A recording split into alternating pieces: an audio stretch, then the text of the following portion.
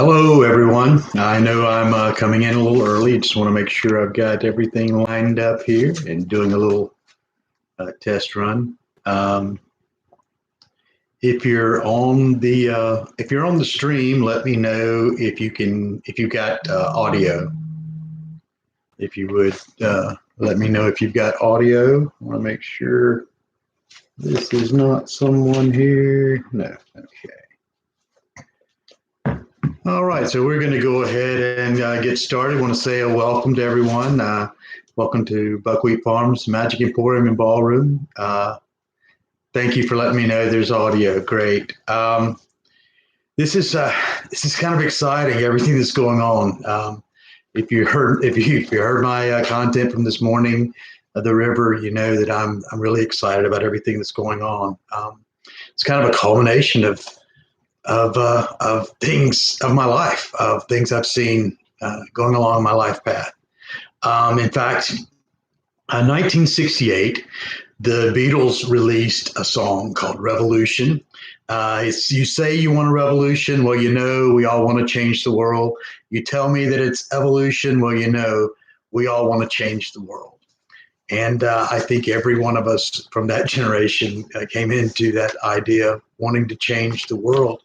And as the passage from Rumi states, when I was young, I wanted to change the world. When I matured, and I'm paraphrasing, I decided to change myself. And this is kind of what this is about changing ourselves, because we're entering a time where we need where it's a new paradigm. We need a new way of thinking about things. The old ways can't continue. And just to give you an example, just some facts and figures. In Bibb County alone, this is where I live, 28 to 39% of the households in Bibb County suffer from either food insecurity or cost-burdened housing.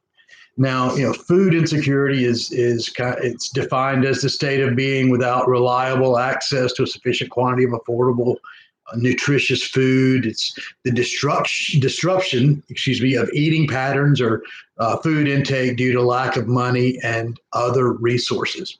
And then when you're talking about cost burdened housing, it's a situation where more than 30% of the income of the household income is going to housing. So it leaves shortages. One exacerbates the other issue. And that's a reality. That's not something that happened because of COVID and the pandemic. That's something that's been happening. And a lot of that had to do with the economic situation that we're under. And again, as a former recovering staunch capitalist, understanding that capitalism and the monetary system that we have are punitive to the underclass, and especially and these facts and figures here, they hit minority communities at disproportionately high rates. And these things have got to change. I mean, even coming up, the Fed chairman, Jerome Powell, just said that economic reopening could cause inflation to pick up temporarily. You know, if you've got a six-figure income and you've got a good, storehouse of cash stored up, a short-term uptick in inflation, it's not going to bother you. I remember when I was working as a maitre d' at Top of the Cove in La Jolla, California. Upstairs, I was upstairs maitre d', and some of the golfers would come in and they would talk about playing golf with Michael Jordan at Torrey Pines. And they said, Michael Jordan, it was nothing for him to drop $20,000, $30,000, on a round of golf. And I'm thinking $20,000 or $30,000. I mean, back then that was probably as much as I was making in a year. And so but to him it was nothing. And proportionality is the thing that the monetary system crushes us on, because that temporary uptick in inflation for someone who's struggling to get by, it's the difference between groceries and lights. It's a terrible situation, and And the monetary system is set up to benefit those who have it. And right or wrong, just or unjust, that is what has happened. Well, actually, it's the purpose of it. It's by design. Um, the the monetary system is not a an unbiased, free market system. It's a manipulated system, and it's manipulated by those who have the very power, the very abilities to manipulate it in their favor. And everyone manipulates things in their favor. It's just how we're wired. We seek our own interests, and so it's become where the wealth gap is ever widening and broadening. It wasn't the very wealthy who suffered through the pandemic issues. It was the middle class and the lower class, and that's what will continue to happen. Because the issue with fiat-based currency is that it's based on insecurity. It's based on shortage. It's based on and designed to have shortages to cause the cost of the money to increase, so that you have to go and borrow, and then the interest rates go up, and the compound interest and all those things that crush.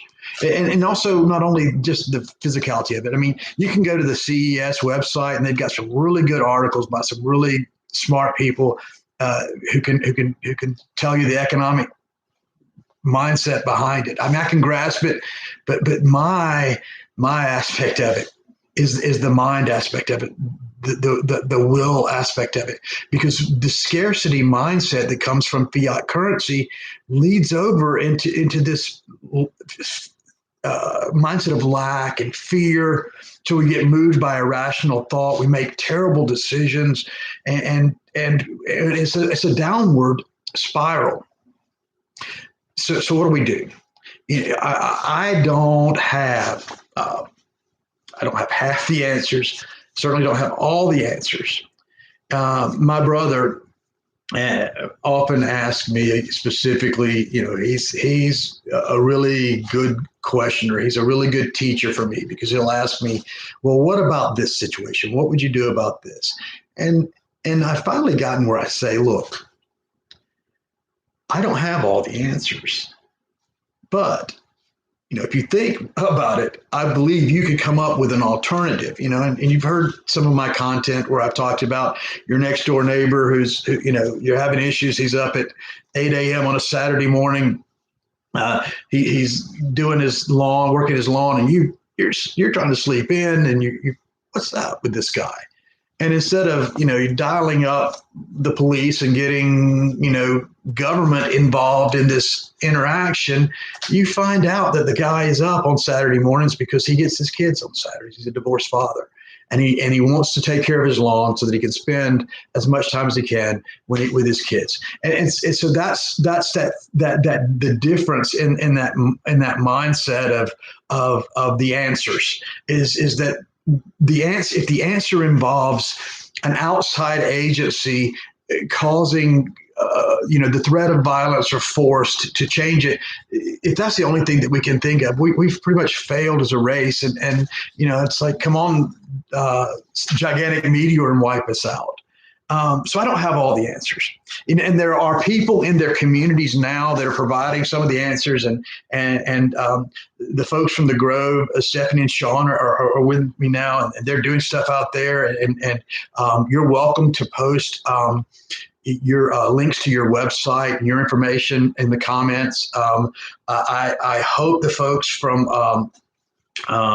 Mobu Enterprises are with us. They sent me an email, so they would come in. You're welcome to post. They're doing some really neat stuff with the container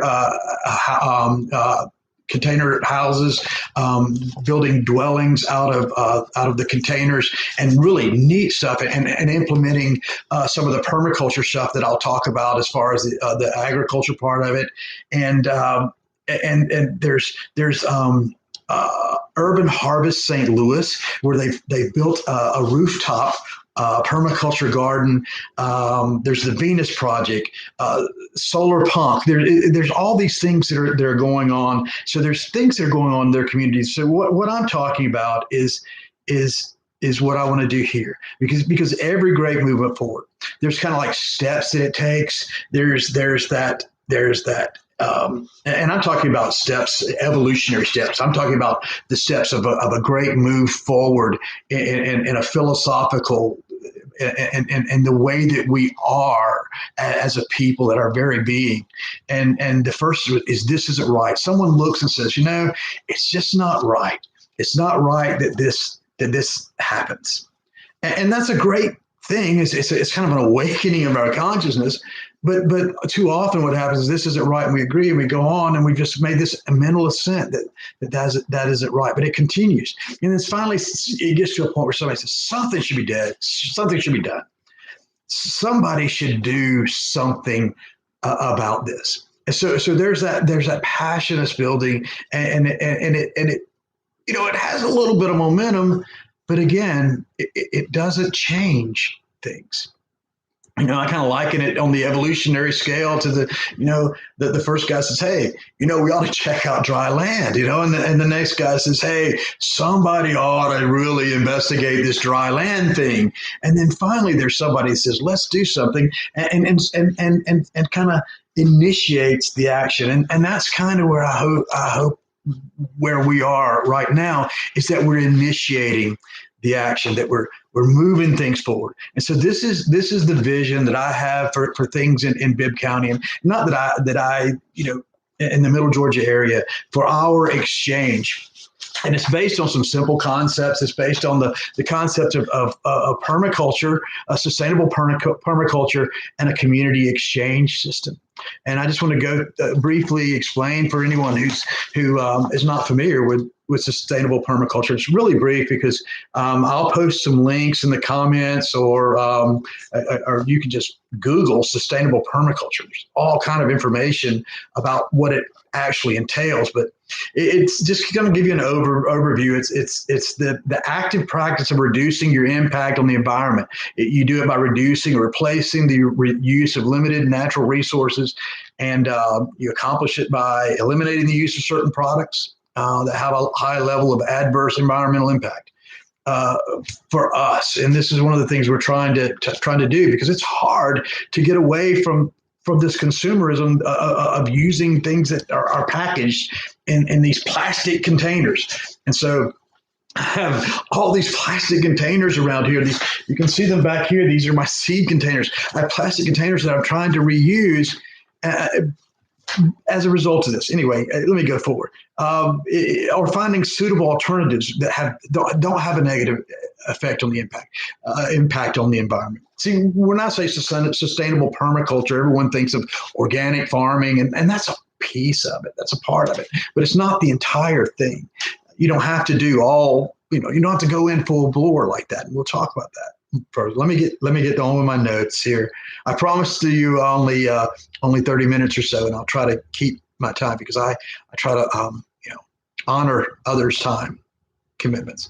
It's the practice of imitating natural habitats to create food for us. That's kind of the deal that we have going on here, is that we're trying to create a food forest here, and just to eliminate and to address that issue of the food insecurity.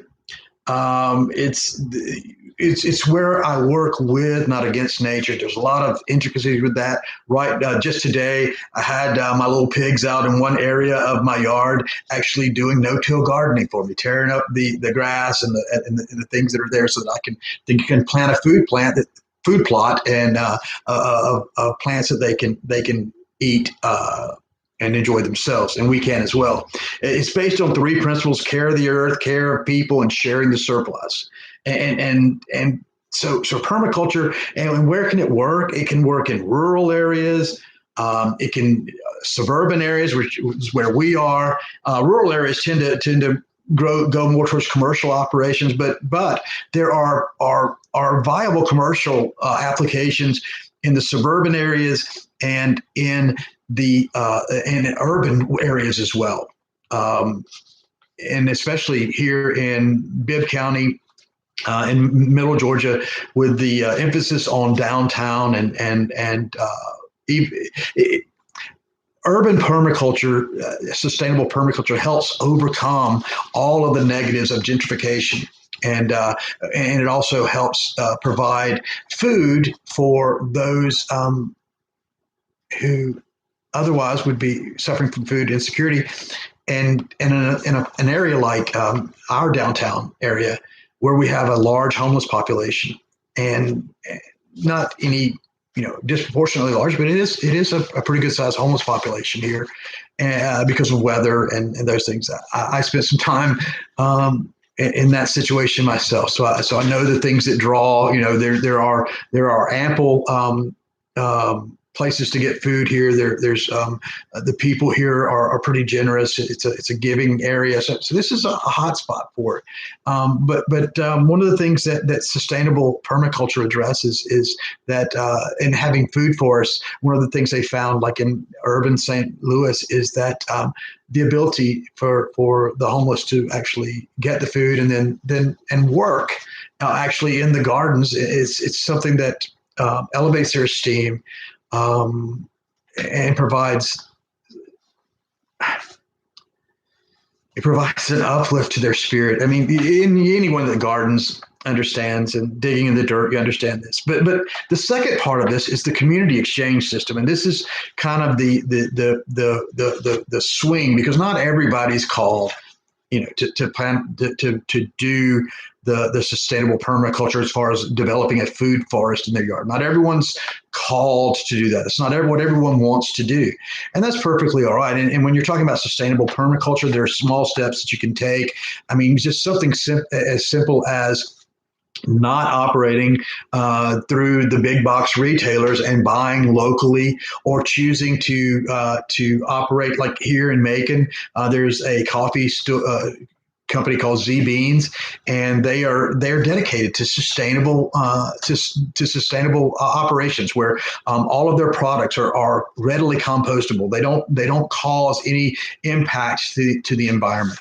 And listen, I don't care where you stand on this, whether you believe in global warming, don't believe in global warming, really, I don't, it's kind of like Baptist or Methodist to me. What I truly believe in is the fact that you can't look out on our roadways and not see the effects of this throwaway mindset that we have, that this whole idea of fiat currency and debt and lack have created.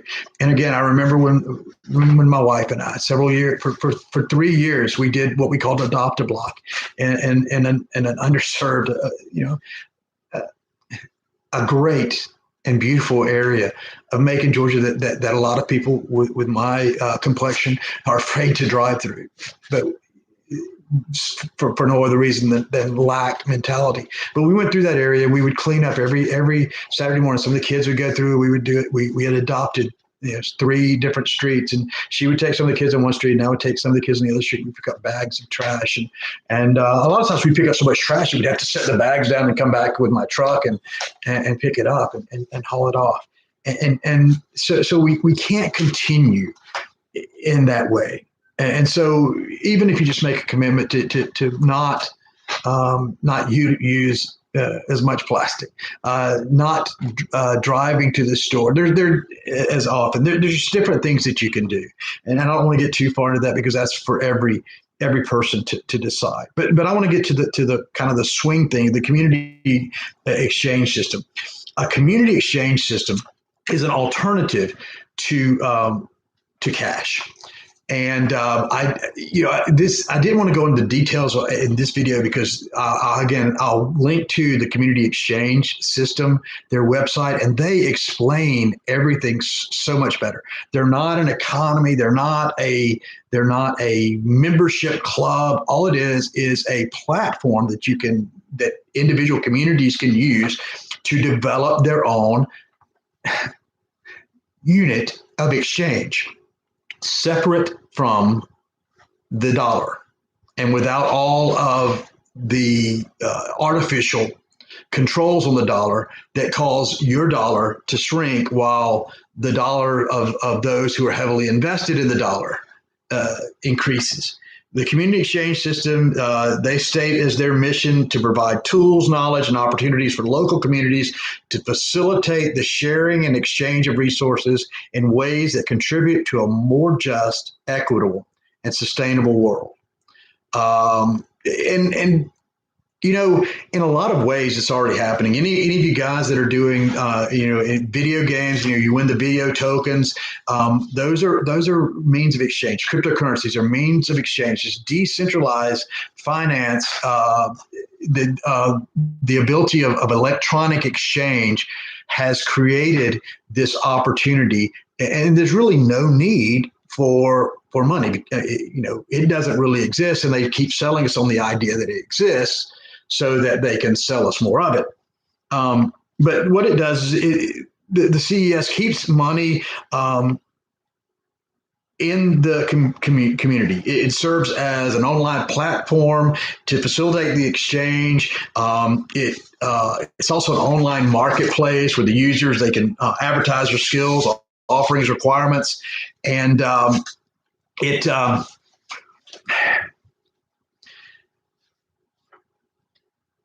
it really, gosh,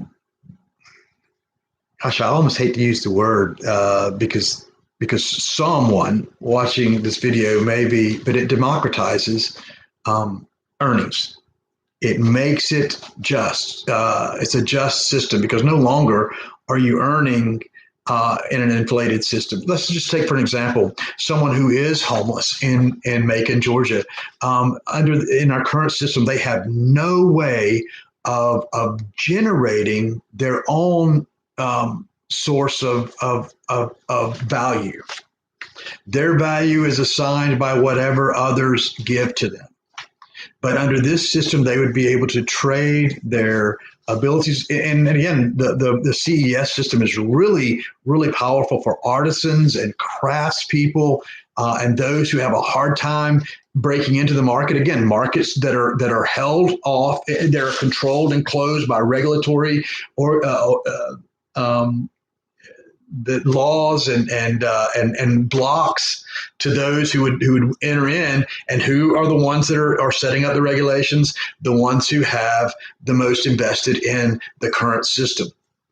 It's always those who are deepest in the current system that fight the new system. So what this would do, say I'm on the streets and homeless, and I wish to get out of my situation, but there's no means of exchange for me to earn anything. I get dollars by begging, and that whole, I've been there, and that's just, it's hard, and it's so much better to have worth and value in what you're doing. So instead of having to panhandle on the corner, now I can go and say, truly, I am offering to cut your grass for so many of whatever the rate of exchange is. And then they have in their bank. Now, because it's electronic, you say, well, how can they access it? Part of what's built in the CES system, and I don't want to, open that door too much, because again, it's way more than I have time for in this video. But you would be able to. There would be local people who are set up, designated to conduct the transactions for them. and they could build up. And the transactions are not limited to just things like dog walking and babysitting and artisans and craftsmen. I mean, anything could be exchanged in that way, and it could actually an entire community. Which my vision is for the entire Middle Georgia community to operate as much as possible within this exchange, because not only does it um, keep the money in the community, but it has some other benefits. It provides an alternative means of acquiring goods and services. And it bridges the money gap between the skills and talents and the products of the providers, so that someone who's a good hair cutter but can't afford to get the licensing doesn't have to go through that because they're not operating through the system. It builds community and keeps resources circulating among those who create them. It keeps, here in Macon-Bibb County, we're talking about keeping everything local. There's this real local, and it's probably all over, the locavore movement. Let's buy local. Let's do things, let's keep the money in the community. Well, what better way than keeping the value in the community than the community establishes its own currency of value? It gives a preference to local providers. It mobilizes the real wealth of the community. The real wealth of the community are the people. The real wealth of the community are the skills and talents in the community. It also eliminates, having to, we've got all this stuff coming in. And I just heard someone talking about this the other day. I think it was avocados or something they were talking about. Why are all these avocados coming in from XYZ when we've got avocados here? Well, it's because the people that pay into those markets and invest in those markets have created an advantage for those markets, a false advantage. And see, that's something that the CES system can greatly eliminate. And again, as it says, it's completely democratic. It offers opportunities, unfettered opportunities for everyone. And now I want to finish up with talking about the benefits of the sustainable permaculture, because it'll eliminate food deserts, provide food security. It'll provide healthy alternatives, because it's real easy to find junk food, and with this comes a lot of educational needs. There comes a lot of and I'm laying out a pretty broad picture. I understand, and I want to. I'm just going to set this aside here. Just land this baby, and I'm going to open up afterwards for questions and answers, because there's just way more information than I can cover and try to cover in 30 minutes. And trying to condense this down is really not doing it justice. But the bottom line is this: is the way we have done things for the past centuries, since the Industrial Revolution, is no longer viable. We can't continue the consumerism. We can't continue the oppression. We can't continue this broadening wealth gap. We can't continue the wars over, we can't continue the destruction of the environment. We can't continue the way that we're going. There has to be a change. There has to be a change. And the change requires a paradigm shift. I know the things that I'm talking about, that some of you watching the video, it may just blow your mind, especially those of my age, because we boomers, we're pretty most of them are pretty dug in. I escaped early. I have to watch some other content. I'll share some of my stories. I began my escape about the second grade, but what we're talking about is a change in mindset. I've talked to you about the change in my weight and my health and everything, all about intent. And that's the thing here, is we have to set an intent. We can't be in that place. We've got to move. We've moved past that place of that's not right. We moved past that place of something needs to be done. And we've moved past that place of let's do something to now actually being that change. And I know that sounds cliche, but it is a call now to be that change. And what steps can you take? Well, you can check out the CES, read up about it, join and start trading on your local community exchange system, because the only way this thing is going to work is if we actually do something. Investigate, research, Google sustainable permaculture, and find out what steps that you can do right now. This day, there's something that you can change this day, and then begin to take steps. There's an old adage about eating an elephant, that you only eat it one bite at a time. So let's just find that toenail, or the little bit of the elephant's tail, or just a little tusk, whatever it is, you want to start on. Got nothing against elephants, but whatever it is, every journey begins with one step.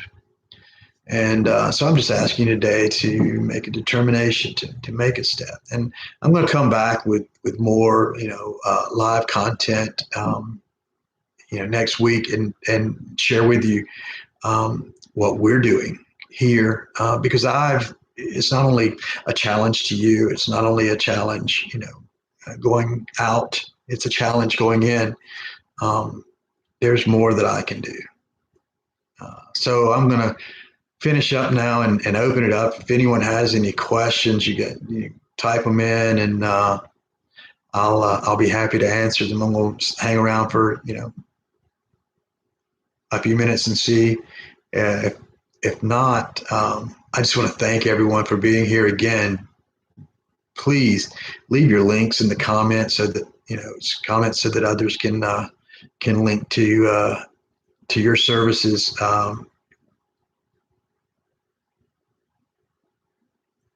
Yes. Okay. Thank you. Yeah.